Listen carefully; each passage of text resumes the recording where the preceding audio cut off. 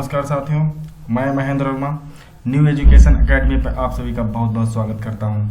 हम आपके समक्ष लेकर आए हैं हिंदी साहित्य के 100 महत्वपूर्ण प्रश्न, जिनको हम हर एक वीडियो में 20-20 करके लेके आएंगे। 5 वीडियो में 100 क्वेश्चन पूरे हो जाएंगे। तो चलते हैं हम अपने पहले क्वेश्चन की तरफ। तो हमारा पहला क्वेश्चन है, भारतेंदु युग में निकलने वाली पत्रिकाओं का जो युग्म है वो कौन सा है? तो ऑप्शन ए इसमें है कविवचन, सुधा, हिंदी प्रदीप। ऑप्शन बी सरस्वती, माधुरी। ऑप्शन सी कल्पना, ज्ञानोदय। और ऑप्शन डी है नवनीत, कादम्बिनी। तो इसका राइट आंसर होगा ऑप्शन नंबर ए। यहाँ पर जो भारतेंदु की निकलने वाली पत्रिकाएं हैं वो कविवचन, सुधा और हिंदी प्रदीप हैं। चलते हैं अपने नेक्स्ट क्वेश्चन की ओर। क्वेश्चन नंबर 2, तद्भव पत्रिका के संपादक का नाम है? तो ऑप्शन ए है Leeladhar Jagudi. Option B Vishwanath Prasad Tiwari. Option C Hare Prakash Upadhyay. Option D Akhilesh. तो यहाँ पर हमारा राइट आंसर है ऑप्शन नंबर डी। ये जो तद्भव पत्रिका है ये अखिलेश दास के द्वारा, ये हमारे लखनऊ से इंदिरा नगर, लखनऊ के इंदिरा नगर से प्रकाशित होती है अखिलेश दास के द्वारा। अब यहाँ पर देखिए लीलाधर जगूड़ी की रचनाएं हैं। इनकी एक प्रसिद्ध रचना है शंखमुखी शिखरों पर। कौन सी है? शंखमुखी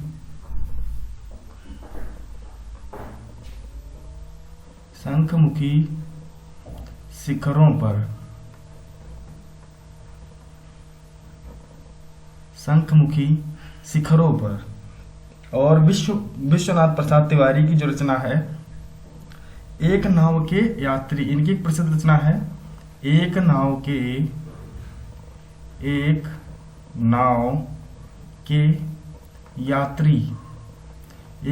के यात्री। इनकी एक प्रमुख पत्रिका भी है, इसका क्या नाम है? दस्तावेज। कौन सी पत्रिका है? दस्तावेज। ये सभी लोग ध्यान रखेंगे, इनकी पत्रिका है ये दस्तावेज। हरे प्रकाश उपाध्याय की जो रचना है एक मायावी यह संसार। मायावी यह संसार। ये सभी क्वेश्चन ध्यान रखेंगे सभी लोग। चलते हैं अपने नेक्स्ट क्वेश्चन को। क्वेश्चन नंबर 3, सूरसागर किस भाषा की रचना है? तो सूरसागर किसकी रचना है? सूरसागर रचना है सूरदास की। किसकी रचना है? सूरदास। ये सूरदास की रचना है और किस भाषा में है? ब्रज भाषा में है। तो इसका राइट आंसर क्या होगा? ब्रज भाषा। अवधि में क्या है? अवधि में रामचरितमानस है तुलसीदास की। क्या है?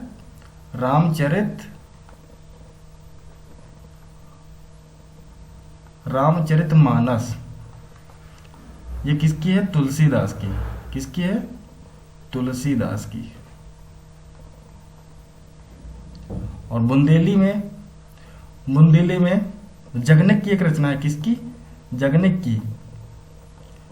की एक रचना है। कौन सी है? परमाल रासो। ठीक है, चलते हैं अपने नेक्स्ट क्वेश्चन की ओर। क्वेश्चन नंबर 4 क्या कह रहा है? निम्नलिखित में से किस देश में हिंदी भाषा का प्रयोग लिखने एवं बोलने में किया जाता है?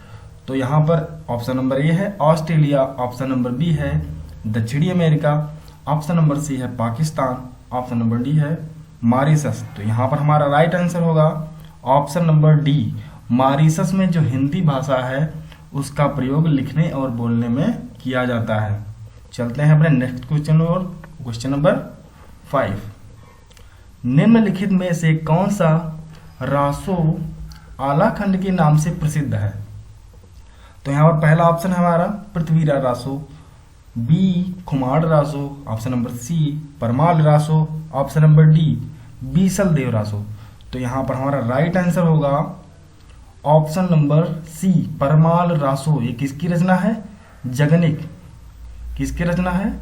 जगनिक। इसको आलाखंड के नाम से भी जाना जाता है। अब देखते हैं पृथ्वीराज रासो। ये जो पृथ्वीराज रासो है ये चंद्र बरदाई की है। किसकी? चंद्र बरदाई। चंद्र बरदाई। खुमाड़ रासो ये किसकी रचना है? दलपति। दलपति विजय। दलपति विजय। बीसल देव रासो। बीसल देव रासो है नरपति। नरपति नाल की। किसकी है? नरपति नाल। तो यहां पर सही आंसर हमारा होगा परमाल रासो। इसको आलाखंड के नाम से जानते हैं। चलते हैं नेक्स्ट क्वेश्चन की ओर। क्वेश्चन नंबर 6, निम्नलिखित में से किसको साहित्य अकादमी पुरस्कार मिला है? Option number A Namvar Singh, option number B Premchand, option number C Bharatendu Harishchandra और option number D Suryakant Tripathi Nirala. तो यहाँ पर ना तो प्रेमचंद को मिला है, ना ही भारतेंदु हरिश्चंद्र को मिला है, ना ही निराला जी को मिला है। यहाँ पर हमारा सही आंसर होगा नामवर सिंह। नामवर सिंह, इनको साहित्य अकादमी पुरस्कार मिला है। किस कृति के लिए मिला है? कविता के नए प्रतिमान।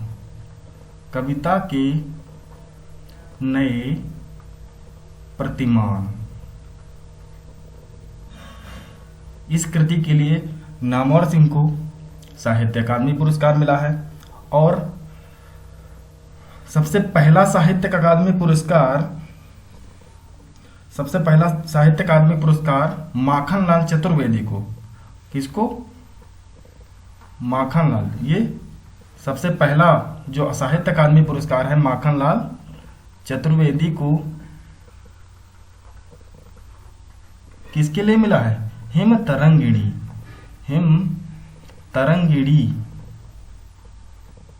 तरंगिणी के लिए मिला है माखनलाल चतुर्वेदी को।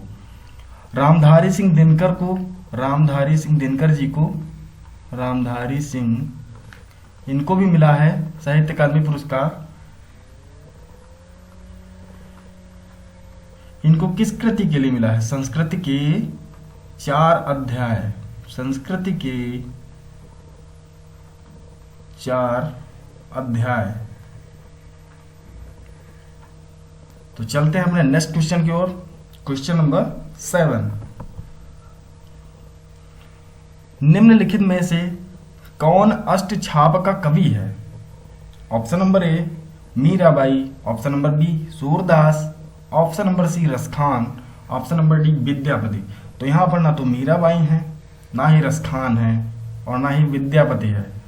जो अष्टछाप के कवियों में सबसे प्रमुख ही थे, कौन थे? सूरदास। अब देखते हैं अष्टछाप में कौन कौन से कवि आते हैं। तो इसके अंदर सबसे पहले आते हैं कुंभन दास। कौन थे?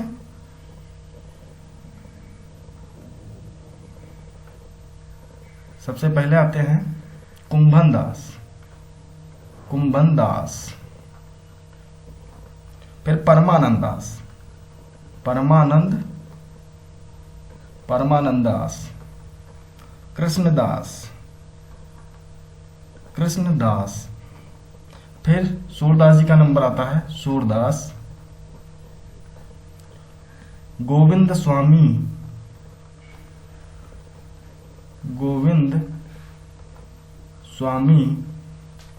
छीत स्वामी,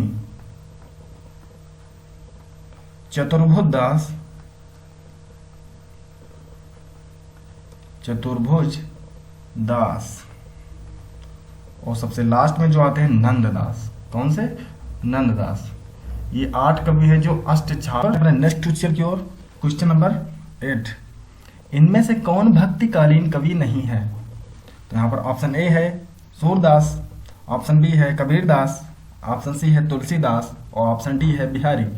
तो यहाँ पर हमारा राइट आंसर होगा ऑप्शन नंबर डी बिहारी, क्योंकि बिहारी भक्ति काल के नहीं, किस काल के कवि हैं? रीति काल के। बिहारी रीति काल के कवि हैं। तुलसीदास रामाश्रयी शाखा के कवि हैं। कबीरदास निर्गुण भक्ति शाखा के हैं निर्गुण सूरदास कृष्ण भक्ति शाखा के हैं। कौन से? कृष्ण भक्ति शाखा के। तो यहाँ पर राइट आंसर होगा बिहारी। ये रीति काल के कवि हैं, भक्ति काल के नहीं हैं। चलते हैं अपने नेक्स्ट क्वेश्चन की ओर।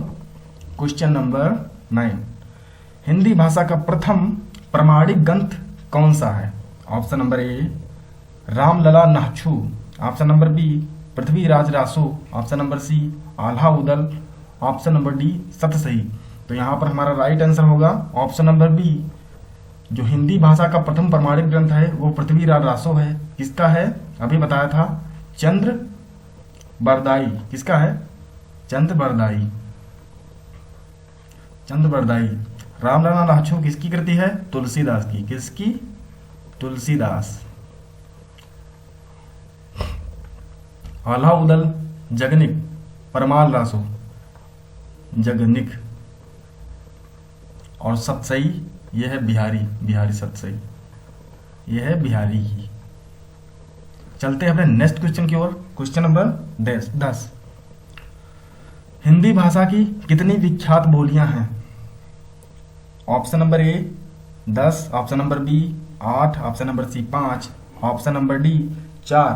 तो यहाँ पर हमारा राइट आंसर होगा ऑप्शन नंबर सी। हिंदी भाषा की जो 5 बोलियां हैं वो विख्यात बोलियां हैं। तो यहाँ पर राइट आंसर होगा सी 5।